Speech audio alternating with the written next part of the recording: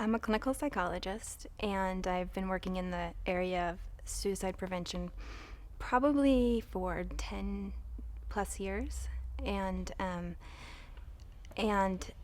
worked really closely with people who are experienced being on the edge, not wanting to continue being on the planet, and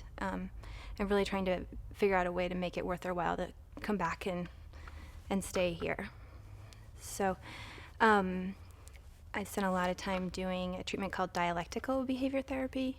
and that's some of the stuff that we'll be talking about in this intervention is different strategies that come out of that treatment that are for managing intense emotions. So one of the experiences that I've had is really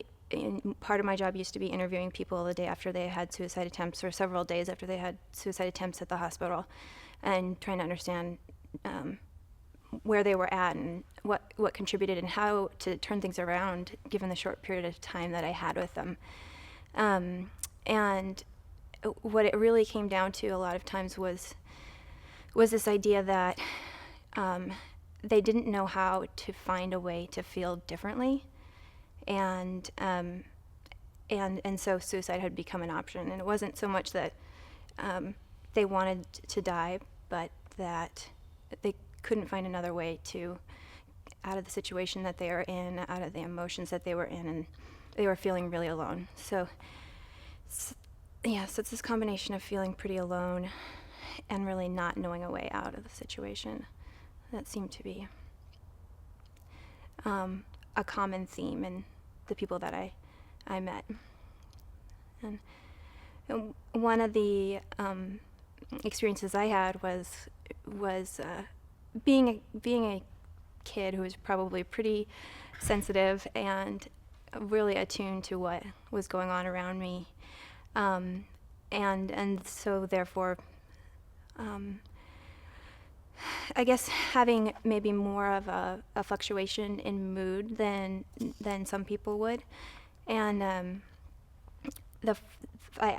first time I remember having a suicidal thought was probably when I was like 18, and it was my freshman year of college, and I